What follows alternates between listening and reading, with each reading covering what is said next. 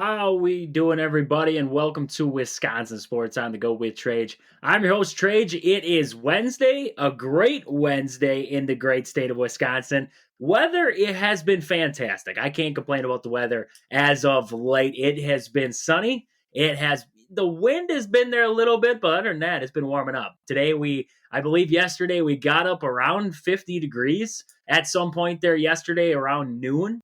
And then today we're supposed to get up to around that same mark. Friday they're talking a little cooler though, so I'm not liking that. But I mean, can't complain about the weather right now. It is fantastic out there and fantastic to be talking about a lot of sports today. Lots to talk about here. I wanted to start out with the Bucks today. The Bucks in the news yesterday because of JJ Redick. And more or less not the Bucks as much as Doc Rivers. JJ Redick came out and said the trend is always making excuses. Taking over a team in the middle of the season is hard. It's always an excuse. It's always throwing your team under the bus. There's never accountability with that guy. I feel like JJ Redick's got some beef with Doc. I really do. Because, I mean, how many people would want to take over an NBA team in the middle of a season?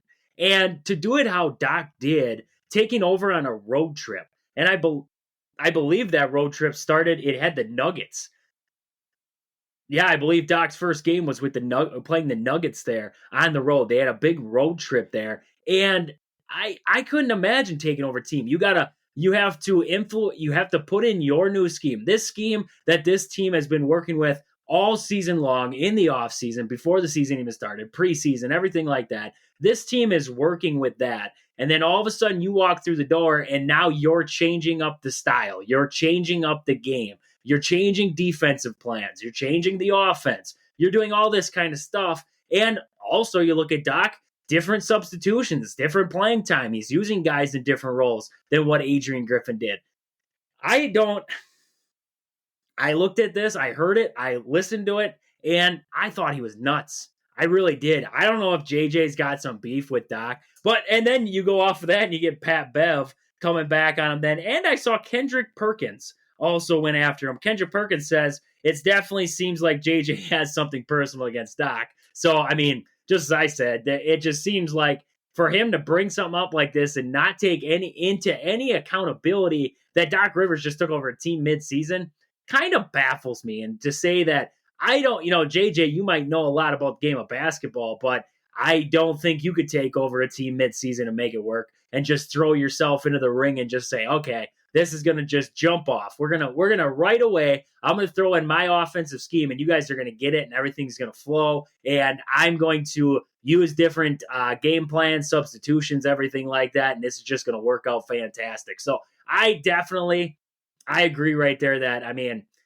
I don't know what he's got against him. So, and then Pat Bev came out and he said, this man, Doc, actually saved your career, started you when no one else wanted to, and you retire, go on to TV and say that. And JJ Redick came back, said, Pat, my guy, I had a 4-year offer with player option for the same money to be a starter for a different team. FOH saved my career. Then Pat Bev comes back and said, why didn't you take it? I agree. Why didn't you take it? If Doc is this terrible coach who never took accountability and he was never that guy, he always made excuses, blame players, why did you stay? Why did you take that deal? Why didn't you go elsewhere? It really doesn't make sense. So now JJ is coming out and saying this, dude, what do you got? What do you got against Doc? I mean, yeah, would I love to see the Bucks playing a little bit better than they have since Doc took over? 1,000%. I would be, if the Bucks could have gone undefeated after Doc took over, yeah. But end of the day, this is kind of what we expected. I mean, for a coach to take over midseason, try to change the philosophy, try to change the chemistry, try to change everything up. I mean, we're seeing it. We're seeing the changes that he's trying to make, and it's definitely influencing this team. So you can't really, end of the day, blame Doc completely for this entire situation. He might make excuses. That end of the game versus the Grizzlies there, that end of that game, that was players. What was Brook Lopez doing? What were anybody doing? I mean, what was Dame doing? I mean, that end of that game, when Doc said what he said, he had guys in, it seemed like guys were in Cabo at the time. I agreed. I was like, that was the most in like out of state, out of mind play I have ever seen on a basketball court. I didn't know what I coached fifth grade boys basketball for the last couple years.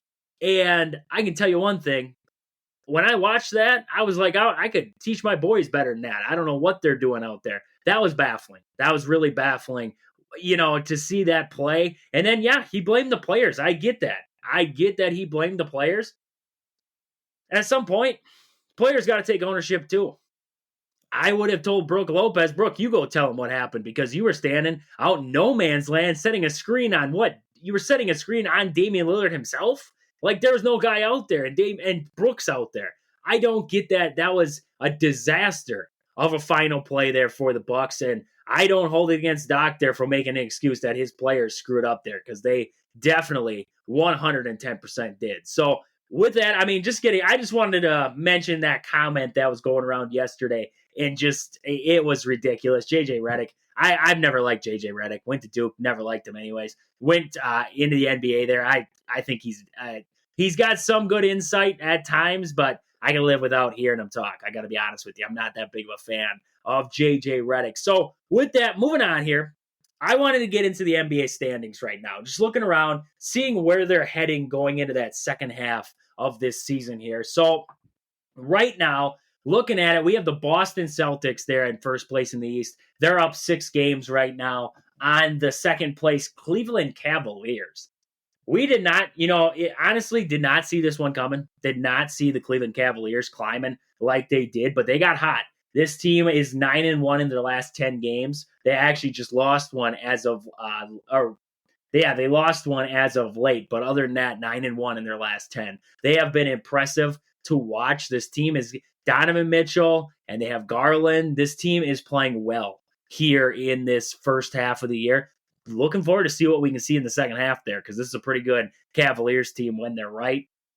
In third place right now, the Bucks coming in third right now, 6.5 games back or 8.5 games back of the first place Boston Celtics right now. So they are sitting at 2.5 games back of the Cavaliers as of right now for that second spot. The Knicks coming in at 10 games back. They're sitting in fourth place right now. The Knicks are a dangerous team. Jalen Brunson, Julius Randle, Dante, and Anunoby now. That this is a pretty good team here in the Knicks. So definitely a team to watch out for in that 4 spot. In the 5 spot are the 76ers right now. No Joel Embiid. Working with Maxey, working with the other guys. So this is a 76ers team. It's going to have its work cut out for it to get itself.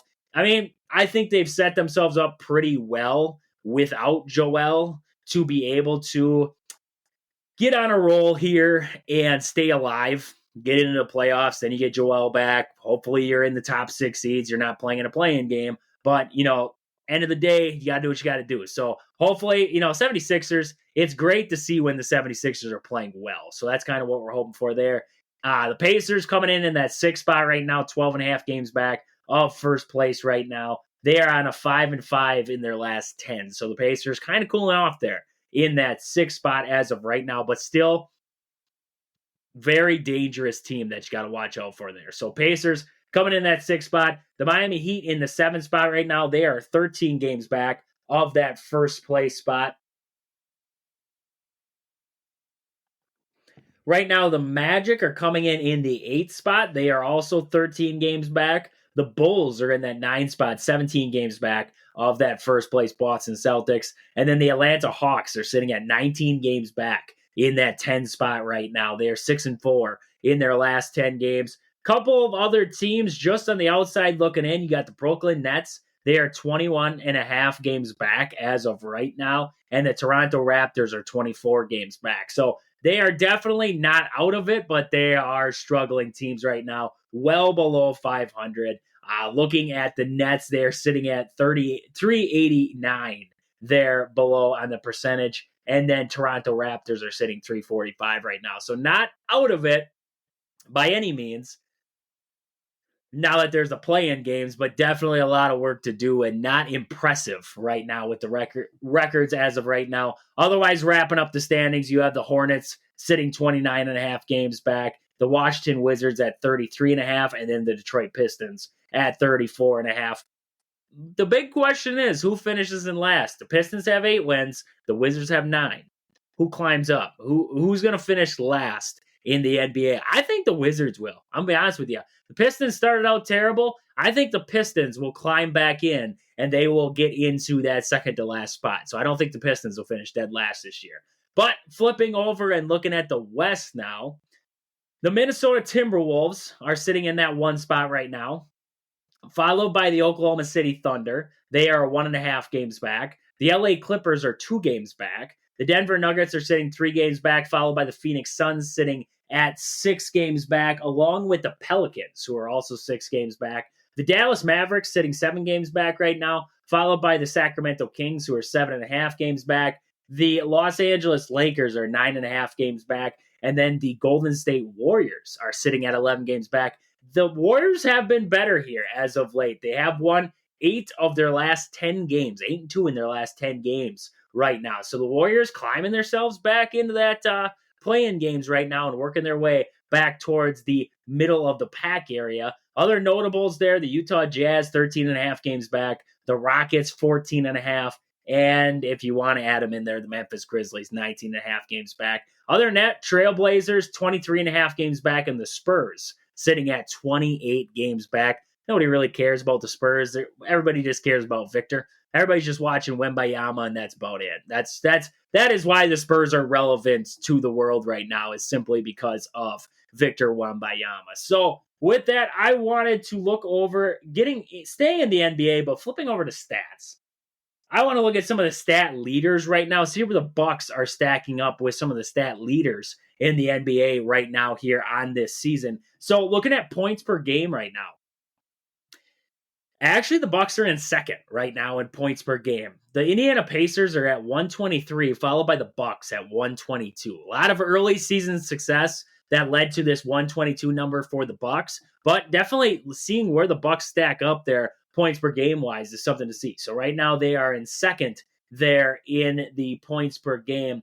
Field goals made on this season, the Bucks towards the top. I mean, offensive rankings all the way around, the Bucks are near the top in all of them. You look at defensive side there, and the Bucks have given up on this season here. The Bucks have given up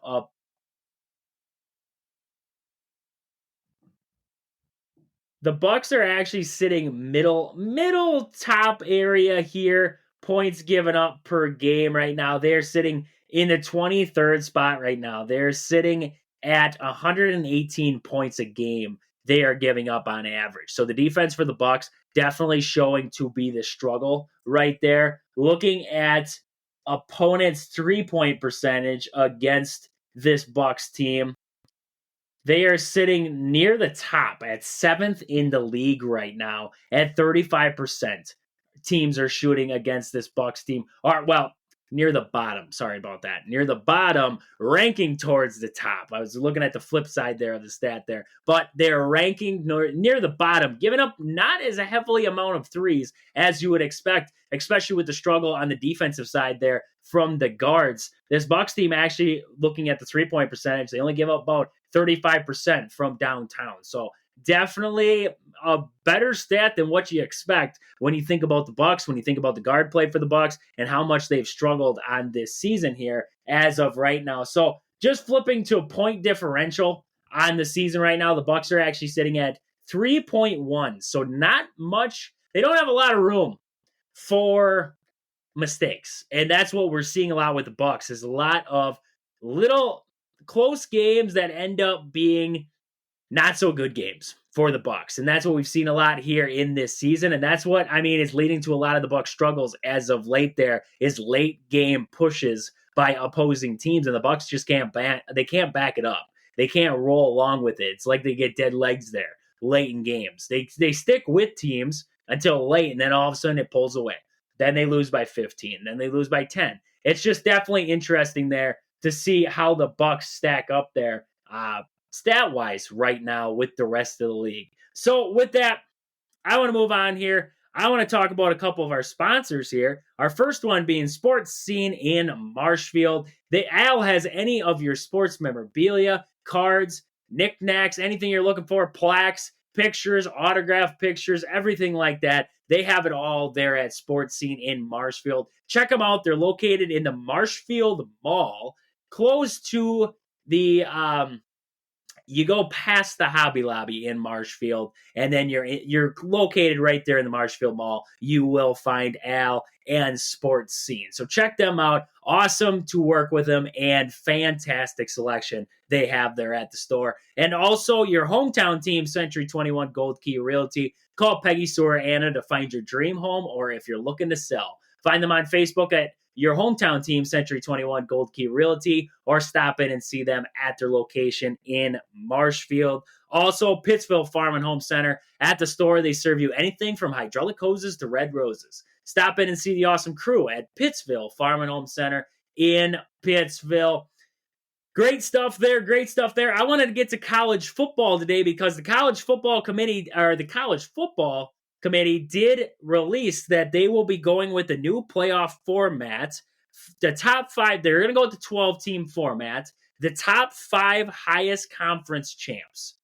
I'm going to assume, this is just best educated guess, it is always going to be the Big Ten, the ACC. We'll get a conference champ in there. I'm going to say the SEC. Oh, trying to think of what other conferences they would throw into that little mix there. The Pac's out. I mean, so you're going to be looking at the top five conference champs. That's going to be interesting. That is really going to be interesting to see who the other two are. Because you think of your Power 5 conferences, but it kind of flips when you go to football. It's SEC, it's Big 12, it's ACC, it's Big 10. There's four.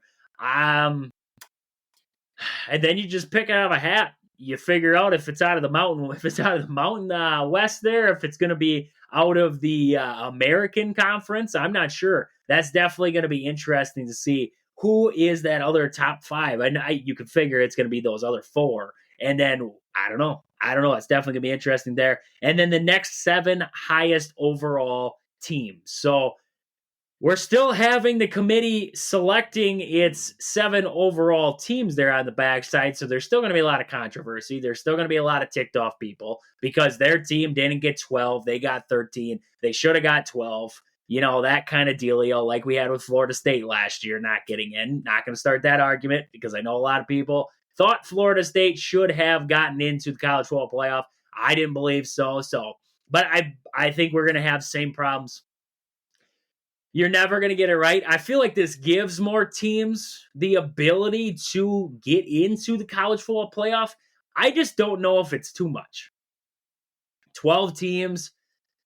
You're going to have that's a lot of games. That's at the end of the day, that's a lot of games that these teams have to play. And I don't know if that's going to cause problems. You know, you're extending out the season. Before, you only had those 2 extra games, barring that you made the national championship. But when I just think about it as, okay, you know, you had those 2 games. That wasn't so bad. You had 2 extra games on the end of this season here. But now you flip the script, and now you're playing.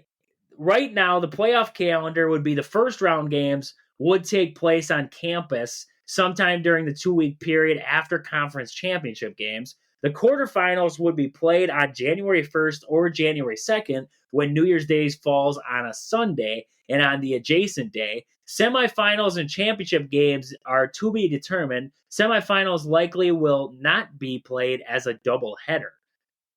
So you're spreading this thing out over almost 4 to 5 weeks further than what we have seen the college football season extend before.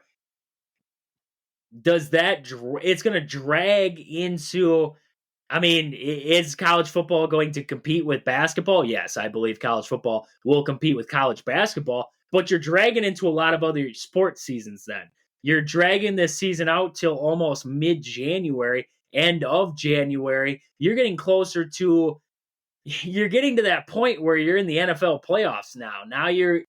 There's a lot of other stuff that's going on. I like the idea of expanding the college football playoff. I just don't know if they should have gone with 8. Have an 8-team college football playoff. You add 4 teams in there. You go with your top 8 teams. You can still go with your top 5 or your 5 conference champs, and then after that you go with your top 3 teams after that set. I wouldn't be opposed to that. I like that idea. I think when you get too high, now you're going with the 5 conference champs and 7 overall teams. Now that's a lot of games. That's a lot of games if you get out of that first round. And that's barring that's if you get out of the first round. Now you're playing in the second round. But then you have to play in the first round game, then you have the quarterfinals, then you have to get to the semifinals, then you have that championship game. You're playing 4 extra games than the teams that are going to get automatic buys. That's the big thing. You're getting 4 more games on this season.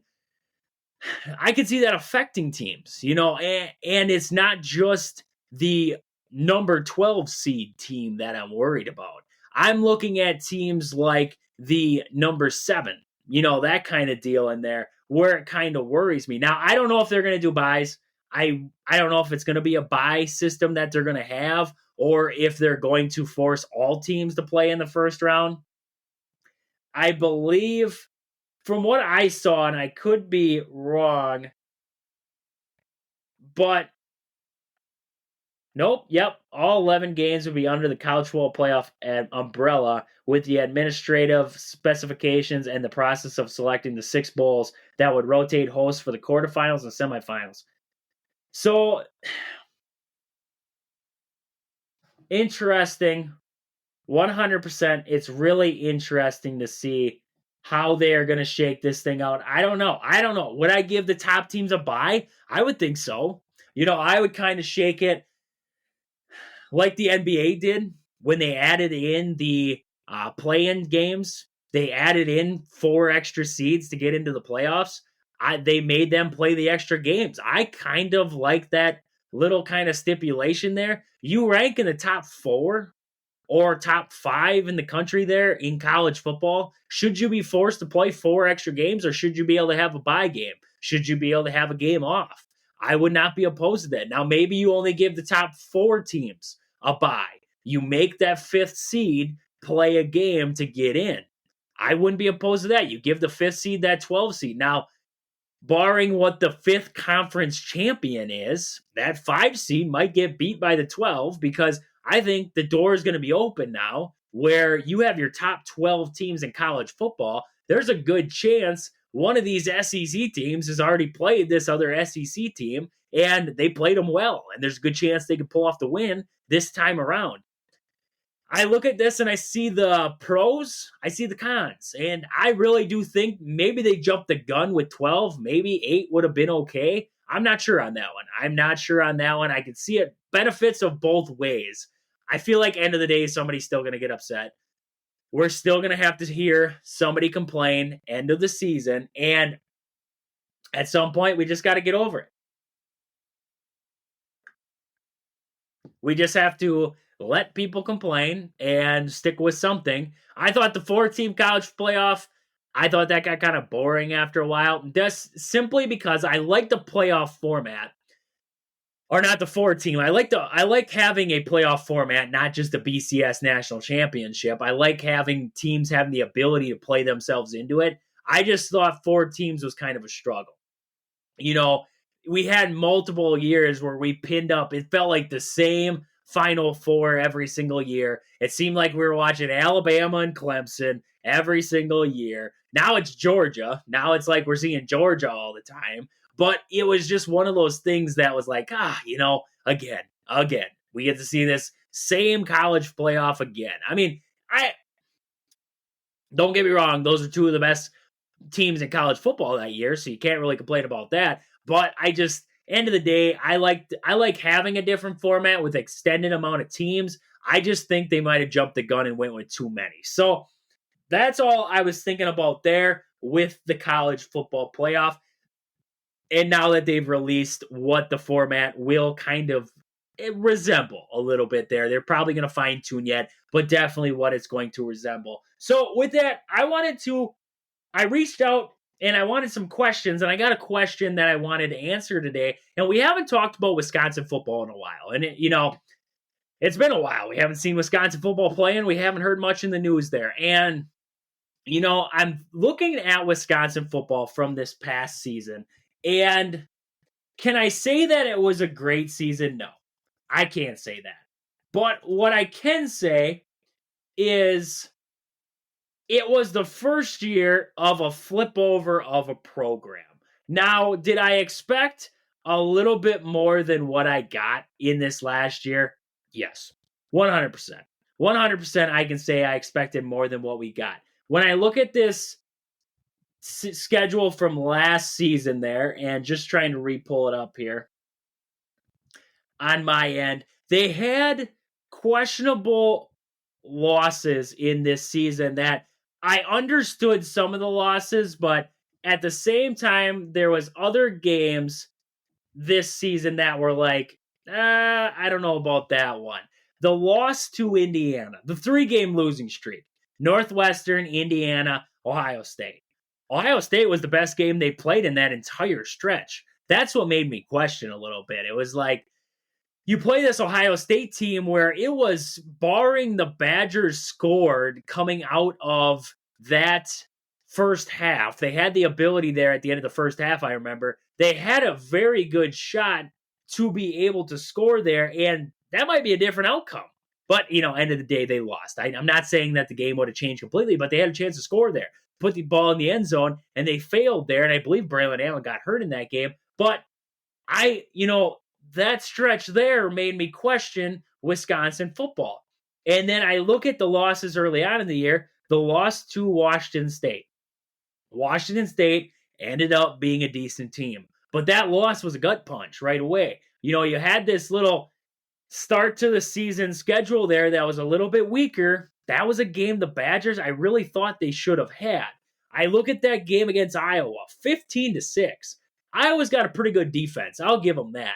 But 15-6 to an Iowa team that they don't like to throw the ball. It's coming, and this team still struggled against them. I thought that was a big, a questionable moment for me for this Badger team, and that LSU loss was the gut punch to end it all. The fitting end. I thought, I said it after that game. I thought it was a fitting end to the way that year had been going for the Badgers. It just seemed like everything bad that could happen happened when it did. And this loss to LSU at the end of the year really resembled that.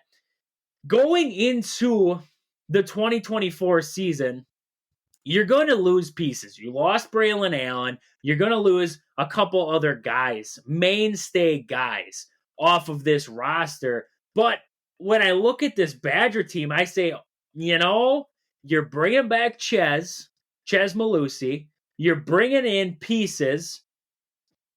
Good pieces, bad pieces, that's really the question mark here. So when I think about the Badgers now, I say, okay, where's my question marks? Quarterback position. Who is going to be the Badgers starting quarterback? Now, they have Tyler Van Dyke coming in. You have Braden Locke, and you also have Nick Evers on that bench right now. I was not a fan of the Tyler Van Dyke pickup by the Badgers. I didn't understand it. Now, Van Dyke, he's a 4-star prospect as of right now. That's where they rank him as. But him coming into this Wisconsin team, he's decent in the pocket. He was a part of an air raid offense there with Miami. I just don't see him being anything more than what we had out of Tanner Mordecai. That's the big thing. And I wasn't a big fan of Tanner Mordecai. I thought he was solid, but the Badgers have had solid. We've had solid quarterbacks over the year. We've had guys who can just go out there and they can get it done. And at some point, you want a guy who can do a little bit more for you. You want a guy who can step outside the box. Now, is Nick Evers that guy? Is a guy like Braden Locke going to be that guy? That's something the Badgers have to figure out and take a shot on it, because with Tyler Van Dyke, if you're just bringing in another guy to take a spot, taking a spot from these other two guys, what's the point? I mean, we saw it last year with Tanner Mordecai. He came in. I thought he played fine, but I don't think he played over the top. And the Badgers, if you're going to run an air raid offense, you're going to need a guy who can play, a very good quarterback spot, a guy who can air the ball out. And Tanner Mordecai coming in from SMU, he was through the roof passing yards. He was a guy who seemed like he would fit the system. I didn't think he did. I really didn't think he fit the system of what this team wanted to do. A lot of it had to do with, yes, we were still trying to get ourselves accustomed to the Luke Fickell playbook, and I think that's going to help a lot going into this season here. But all in all, I think the question mark is the quarterback spot for this Badger team. Where do you go? Where do you look? I liked what I saw out of Braden Locke at times last year. I thought at times he needs to take a little bit off the pass. I think sometimes he goes for a straight missile. He's trying to fire it in there at 100 miles per hour, and all he's got to do is dial it back to maybe 85, and we'd be fine. And I think there's a couple things he's got to work on here and there, but I think Braden Locke has potential. Nick Evers, highly touted prospect coming into college there, hasn't really been given a shot yet. Maybe a guy like Nick Evers would be the difference maker that the Badgers need in this season here. No Braylon Allen. Chez Mellusi, you like Chez Mellusi running the football, but he could be a solid. I could see Chez Mellusi being a solid guy who can fit you in the pass game a little bit more than what Braylon Allen did. I thought Braylon Allen was fine in the pass game, but I think Chez Mellusi fits it like a glove. And I think this Badger team will be able to utilize that and utilize it more in this air raid offense that they're trying to ride. So I think this Badger team is going to be solid heading into this next year. I don't think they're going to be bad by any stretch. I think they're going to have troubles. Don't get me wrong. I think there's going to be troubles in this next season. Looking at the matchups there, Alabama's going to be a question mark for me. Now, if Nick Saban was playing or coaching this Alabama team, different story.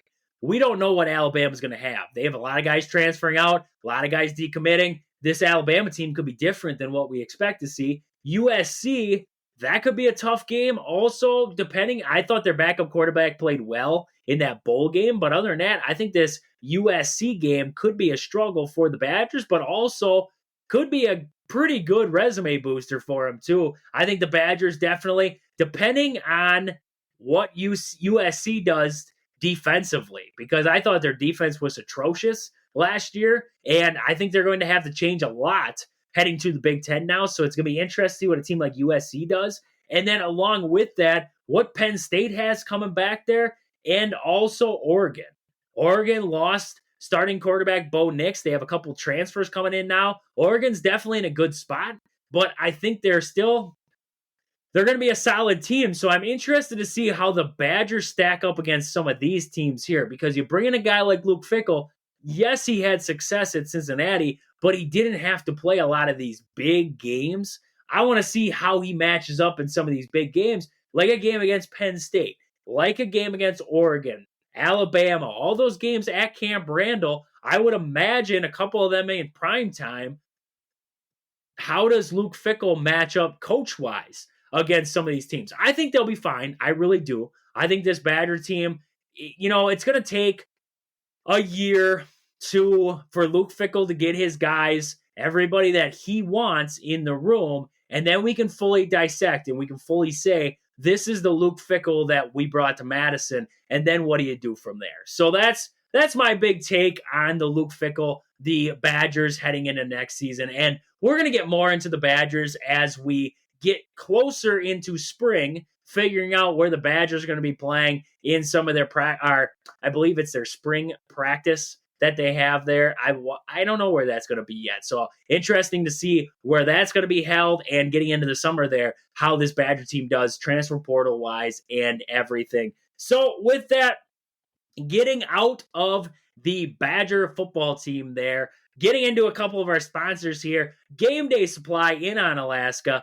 Do you have a sports club or team? Are you looking for some sweet custom uniforms or apparel? Check out the awesome crew at Game Day Supply to get your team the sweetest gear. Check them out on Facebook at Game Day Supply or online at GameDaySupply.net.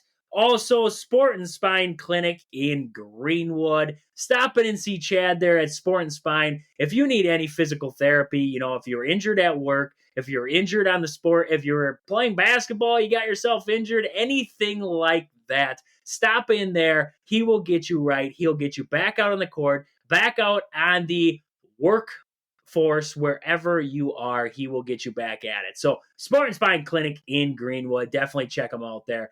With that, I want to move on here and talk about, we're going to jump into basketball now. We got to get into a little bit of basketball here and talk about the Big Ten standings as of right now. We talked about the national standings as of yesterday. I wanted to look at the Big Ten standings as a whole right now. So coming off that weekend there, Purdue is still hanging out at that number one spot right now, 12-3 right now, followed by Illinois coming in at 10-4. Then you have Northwestern and Wisconsin at 9-6, followed by Michigan State at 9-7, and then you have Nebraska at 8-7, Minnesota at 7-7, Iowa at 8-8, Indiana at 6-8, Rutgers at 6-8, Maryland at 6-9, Penn State at 6-9, Ohio State at 5-10, and then this Michigan team at 3-12. So when I look at the Big Ten standings right now, my clear front runner and everybody's front runner, one of the top teams in the country right there, is that team in Purdue. Hands down, the only kick I always had against Purdue last season, going into last season and throughout last season, the only thing I said bad about Purdue was they didn't have the guard play. They had Zach Edey, but I didn't think they had the guard play to back it up. Now they have Braden Smith playing well. Fletcher Lawyer's playing well. Gillis is playing well for this Purdue team. They have the pieces now. I don't know if they have the bench, but they have the pieces now. I like what this Purdue team has there, and I think they clearly are the front runner in the Big Ten. Now, this is where I think it separates. Illinois, as of right now, sitting in that number 2 spot. I haven't seen Wisconsin play Illinois yet, but when I look at this Illinois team, I say they're good. They have a solid team. They have a solid bench. What Illinois team is going to show up? Because we've seen both sides of this team now. We've seen the good. We've also seen the ugly. They have solid play right now in Shannon Jr., averaging about 21 a game right now. And Damask is averaging about 15. Hawkins, not a fan of Hawkins. I've always hated Hawkins. Now, I don't like Illinois, so that's my biased take on it, but I'm not a fan of Hawkins. But he's averaging 12 points a game right now. They have a lot of scorers on this team.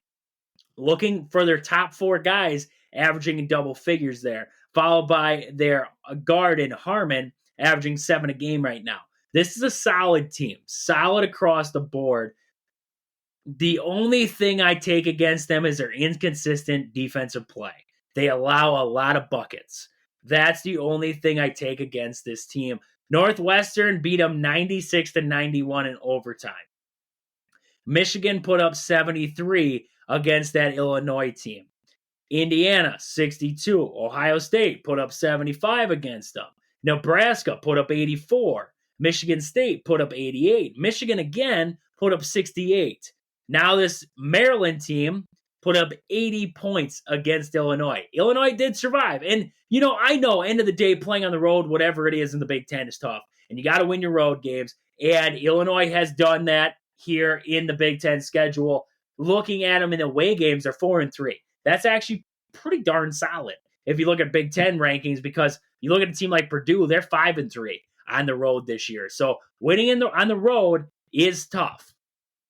But Illinois' defense is what worries me. Your defense can travel. Offense doesn't always travel, but defense travels. And that's the only thing that worries me when I look at Illinois is teams scoring against them. They're allowing a lot of high scoring affairs to a lot of struggling teams offensively. So that's the only thing that I look at when I say that Illinois worries me as that 2 spot. But right now, the cutoff line is Purdue, and then Illinois is my number 2.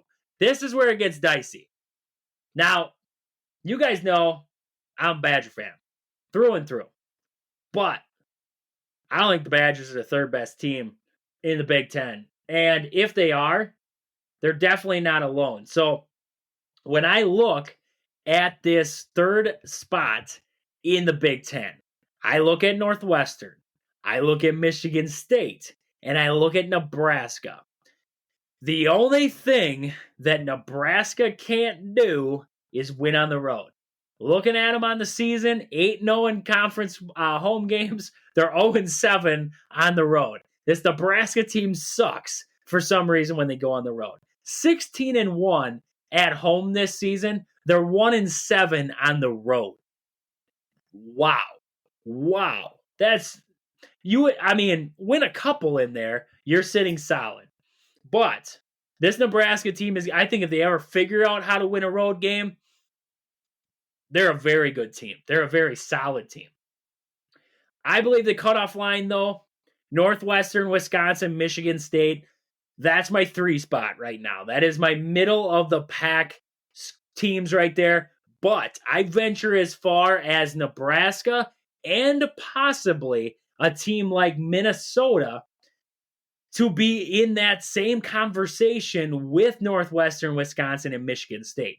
Minnesota has played well this year. Younger, not as, deep, not as much scoring. But this Minnesota team, 7-7 on the year there in the Big Ten. And they are sitting at overall on the home court, they're sitting at 14-3. On the road, they are sitting at 2-5. 16-8 overall. That's not a bad record. That's not sitting with a bad record. That's comparable to a Wisconsin team now. They haven't played as tough of a schedule, but still not a record you could shake your head at too much. So that just tells me how even the Big Ten is. Now, you could say there's 2 ways you can look at that. You can say the Big Ten sucks. Okay, that's what you want to believe. The Big Ten's down. And, that might be true. Or, flip side of it, the Big Ten's got a lot of decent, bad teams. And when I say that, I say I don't expect a team like Iowa to be able to beat a team like UConn. Heck, I don't even know if any team in the Big Ten could hang with UConn on a good day outside of Purdue. But what I'm saying is that I think that each one of these Big Ten teams can hang with the top half of this Big Ten team in Purdue any day of the week.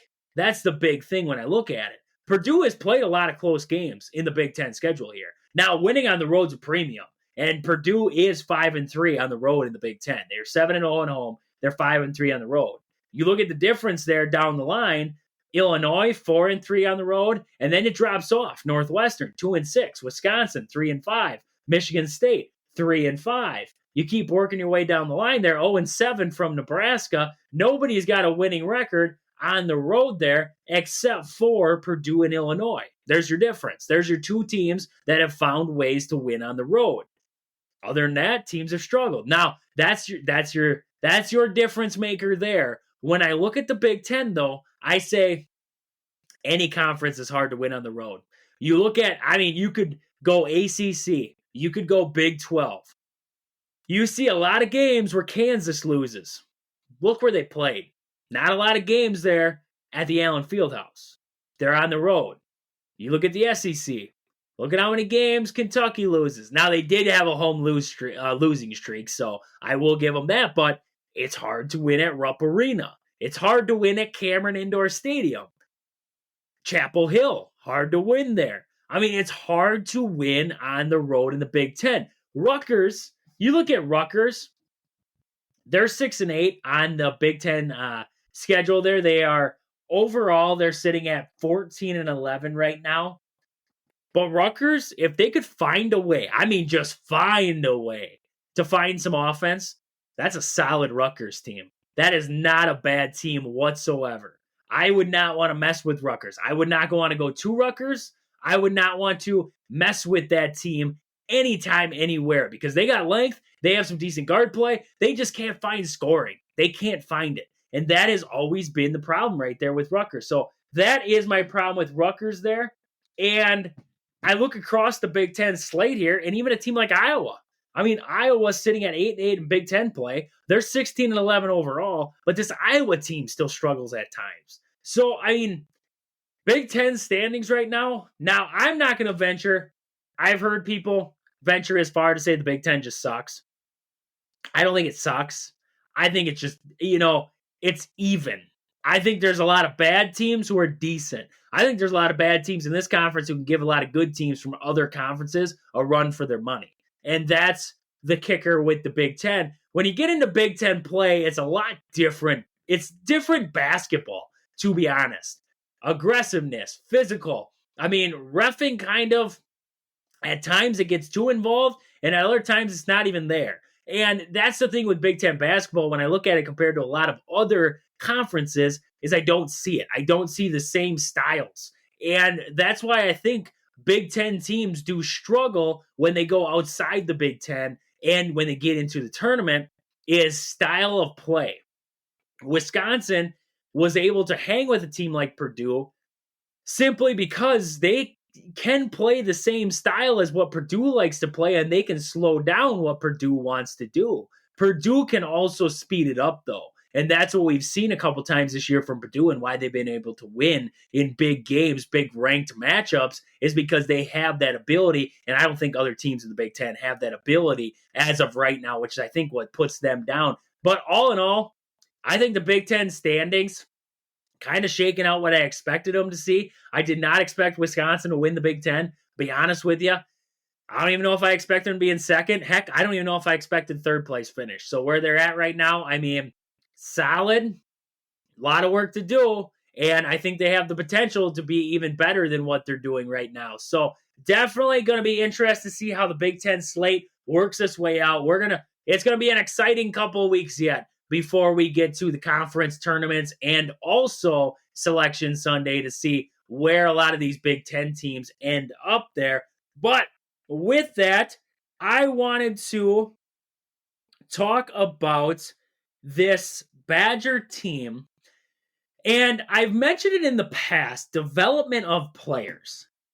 And I just wanted to key in on a few guys. Just key in on a few guys that have really interested me in why they haven't developed and what my thoughts are. So I look at guys on this Badger team, and first and foremost, I look at a guy like Chris Hodges.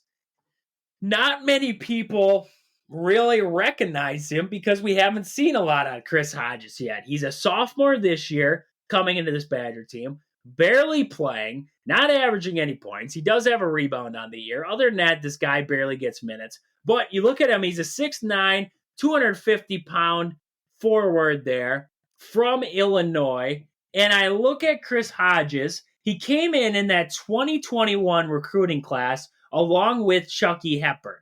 Did redshirt. Now he is sitting on the bench for the Badgers. And you look at Hodges, solid shooter coming out of Illinois there. He had a couple of offers besides Wisconsin there. He did commit to Wisconsin as a 3-star. Not over the top crazy, but at the same time, dude's he's got some game. He's got size to him, yet we don't see him. So that's one of my first guys that I really questioned when I was looking at development of a guy. Also, my next guy I'm looking at, Marcus Ilvers. Ilvers comes into Madison, 6'8", 195 pounds. Kind of reminds you a little bit of Tyler Wall, except for Marcus Ilvers can shoot. We haven't seen much out of Marcus Ilvers. Ilvers has played a little bit more as of late. I'll give him that. He has played a little bit more as of late for this Badger team. But other than that, not really getting any minutes, not getting any time. You wonder with him, is it his development? Does Garden not feel like he's developing well enough? Because when I watch Marcus Ilvers out there, I feel like he gives me the hustle. If I'm looking for hustle out of a guy, I feel like Marcus Ilvers gives me hustle. I feel like he plays solid defense. I'm not worried about Marcus Ilvers' defense. I'm worried about this guy as a scorer for this Badger team.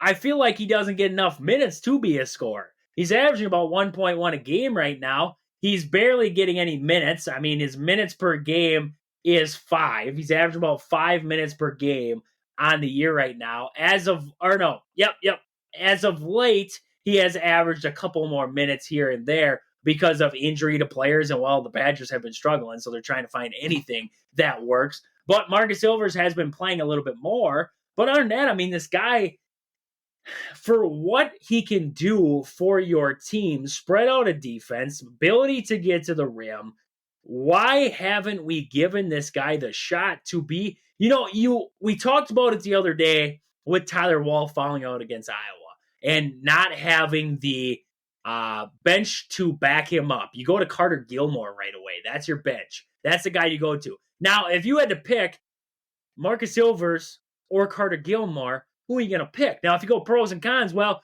Gilmore gives me defense. I feel like Marcus Ilvers plays fine defense. Okay. Rebounding. Marcus Ilvers goes after the glass. He's one of the hardest rebounders I see when he's out there. He's trying to earn the minutes. So, rebounding, it's even, if anything, if not towards Marcus Ilvers. Shooting the basketball, Marcus Ilvers. Finishing at the rim, Marcus Ilvers. Post ability, Marcus Ilvers. Where's Carter Gilmore finding the playing time over Marcus Ilvers? I mean, give this guy the time. You're giving it to Nolan Winter, who is, he's a freshman this year. We didn't expect a lot on Nolan Winter. Yet, we don't see any of Marcus Ilvers. We don't see any of these other guys. Where are they? Why are we not seeing them? Where's their playing time involved in the rest of that? It's honestly baffling to me because it makes you wonder about player development. So I'm bringing up players that just make me question development at Madison and what the heck is going on. Another guy I put on my list, he plays a lot, but I don't know if he's developing. Steven Crowl. I don't know if Crowell's developed. He might have developed he goes with the hook shot. I believe the hook shot was always there. He might have possibly became no, I don't think so. I'm thinking in my head here all these things that I think Steven Crowl may have improved on, but I don't think he has. He came into Madison, he was a three-point shooter. He can still shoot the three. Can he shoot it consistently? No, but is he there? Yeah. Is this guy, does he have the ability to finish around the rim? Depends on the day with him, but so you go through the list of things like what you saw from them when they came in the door versus what you're seeing now. Where did they improve? I don't know where Steven Crowl has improved. Chucky Hepburn. Defensively, Chucky Hepburn, I thought he's always been a pest. I thought he's always been a guy to get after opposing teams. And I don't think much has changed with Chucky Hepburn since the day he walked through the door. Now, he might have gotten experience. He might have become a little bit better under control, tempo, that kind of thing. But other than that, Chucky Hepburn scoring the basketball, I haven't seen him improve scoring the basketball. I actually thought he went to the rim more when he was a sophomore or in the past couple years than what I've seen in this year from Chucky Hepburn. You look at a guy like Tyler Wall. Post, yeah, I think he's improved in the post. I think his ability to score around the rim has improved. But if you had to think of one thing Tyler Wall could do to his game that he could have done in this last offseason, worked on it to try and improve himself, what would it be? I'm not talking threes. I'm talking a mid-range shot. I'm talking the ability that you get the ball at the free throw line, you can turn around and hit a jump shot. I don't think he's got that ability. Everybody's got the ability to chuck it up at the rim, but I don't think Tyler Wall has the ability to shoot the jump shot.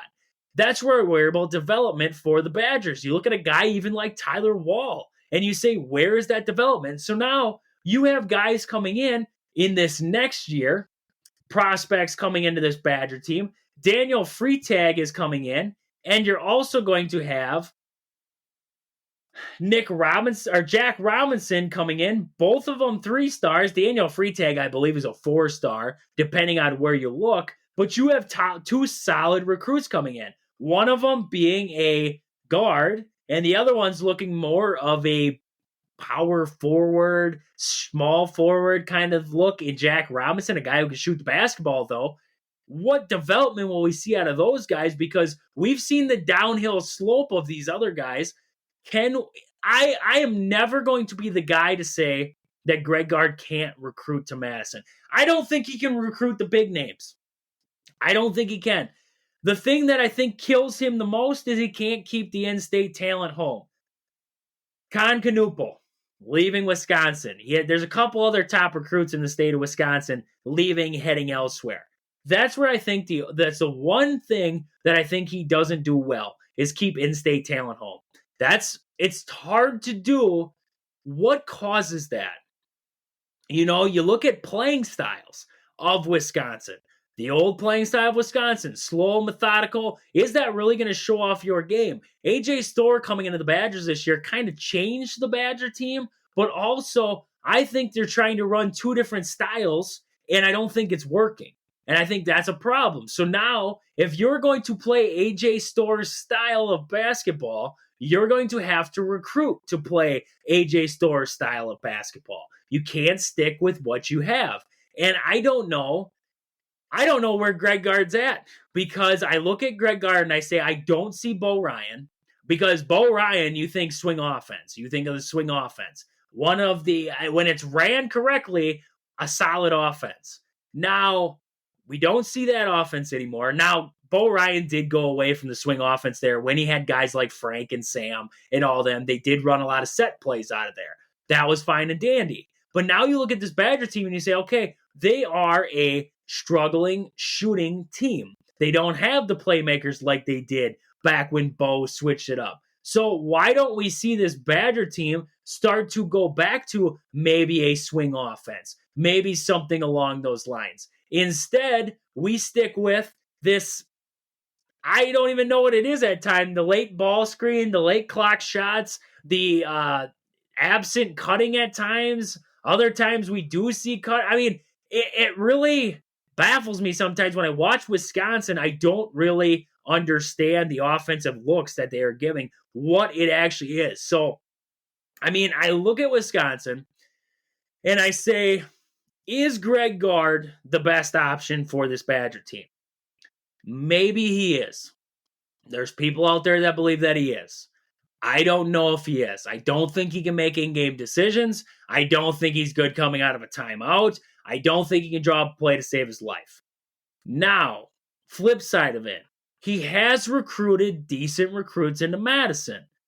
Downside, are they developing? We haven't seen these guys develop. And that's got to be the biggest worry if you are Wisconsin. You don't see guys developing. So now you bring these freshmen in, high promising freshmen. John Blackwell's played well in his freshman year. Do we see him develop? Does he take that next step? Nolan Winter, does he take that next step? The biggest thing you look at the differences between Bo Ryan and Greg Gard is when guys came in under Bo, we saw the development through the years. When guys come in underneath Greg Gard, I don't believe I see the development of them, and it's kind of just aging. Experience, that's all that we get out of these guys, and I think end of the day, that's what worries me with the state of Wisconsin basketball moving forward is development of players. And what I've seen so far, and the guys I listed off, and there's definitely more that you could add to that list over the years here, guys that have played for the Badgers that did not develop in the time that they were there. But with that, that's about all we have for today. I talked about the Badgers, Bucks, everything in between. We're going to get more into the Badgers tomorrow. Lots to talk about here, and also lots to talk about because the Bucks will be back in action here on Friday, so we're going to have to get into that. So with that, This has been Wisconsin Sports on the Go with Trage. Thank you guys for listening. We'll catch you guys back here tomorrow. But until then, deuces.